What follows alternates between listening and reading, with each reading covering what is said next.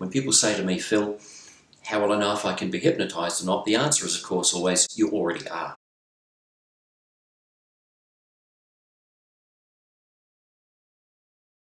At night time, it feels like this. Your head's on the pillow. You think, okay, I'm going to go to sleep now. And you begin to drift. Now, that drifting feeling is timeless. You never know each night how long you drift before you lose consciousness. Now, that loss of consciousness is sleep. It's the drifting that's the hypnosis. In the morning, it feels like this. It's a day off for you. There's no alarm. There's no you have to be this morning. And all of a sudden you realize, I'm awake, but my eyes are still closed. What's woken me? Well, I can hear my next door neighbour's car. Well, I don't have to get up right now. I can have 10 more minutes. So you roll over and you begin to drift again.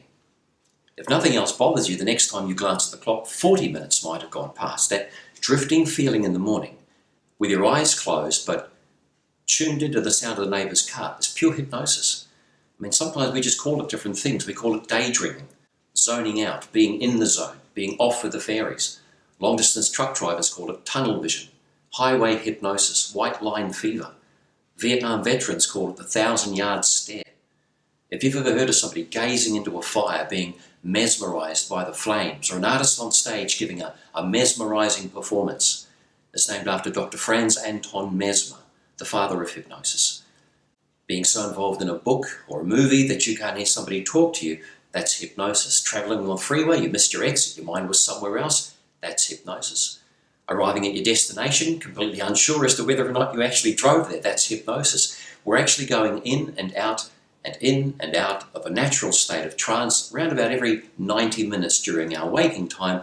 We simply don't recognize it for what it is. I mean, it's not sleep. I think a lot of people think hypnosis is sleep because of what they see on TV. You know, there's some guy on stage with his pocket watch. Oh, your eyes are getting very sleepy. If you were asleep, how could you hear the hypnotherapist? You couldn't, you'd be asleep. Hypnosis is simply a state of deep physical relaxation, but it is joined together at the same time with a heightened state of mental focus. Now, what that means is that for the client, yes, they're going to be in a hypnotic trance. They'll be feeling very safe, very calm, very relaxed, and yet mentally completely aware of everything that's going on. They will hear every single word the hypnotherapist says, and they'll probably remember 90% of what the hypnotherapist says. If for whatever reason they wanted to end a session, all they've got to do is open their eyes and say, I'd like to end the session. That's the control the client has. I say to my clients sometimes, would you like to experience what hypnosis can feel like for some people before we do the actual session itself? They go, yeah, that might come in handy, Phil. So well, just close your eyes and count to 4. 1, 2, 3, 4. Now open your eyes. So what did that feel like? Felt like I was sitting in a chair, counting to 4. That's what hypnosis can feel like for some people. We get this whole image from Hollywood that you have to be floating around the room or slumped down in the chair. It's absolute rubbish. The subconscious mind will interpret the state of hypnosis the way it knows is familiar to the client. I say to my clients, don't be surprised if your conscious mind wanders. If all of a sudden you're thinking about work or the weather or the weekend, it'll be, oh no, I should be listening to Phil.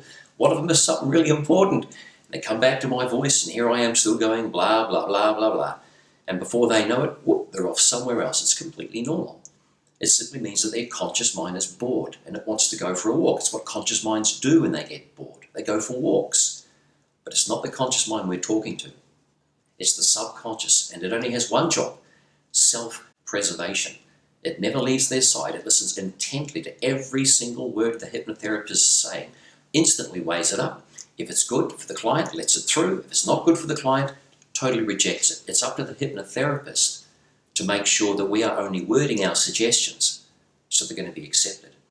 I say to my clients, don't be surprised if your arms, your legs, your eyelids start to feel heavy. It's a beautiful feeling. It's called catalepsy. Now, people can always open their eyes if they want to, and they can always move their hands if they want to. If there's an itch, they can scratch it. But it's this whole feeling like, I just can't be bothered, Phil. You know, it would just take too much effort. Some people describe it to me as if they're sinking into the chair, almost like it's just cuddling them. I always feel as if I'm floating about an inch above the chair, and I never know where my hands are. And yet other people feel absolutely nothing. If you can simply follow along with me, my words, my voice, my simple instructions will literally lead you into the state of hypnosis automatically. And because it happens automatically, somewhere along the line, and I won't tell you when, because then you'll be looking out with a conscious mind, but somewhere along the line, I'm going to show you respectfully and calmly before your open eyes that you're hypnotized. And if I say so myself, it's pretty cool. And then we'll begin a session.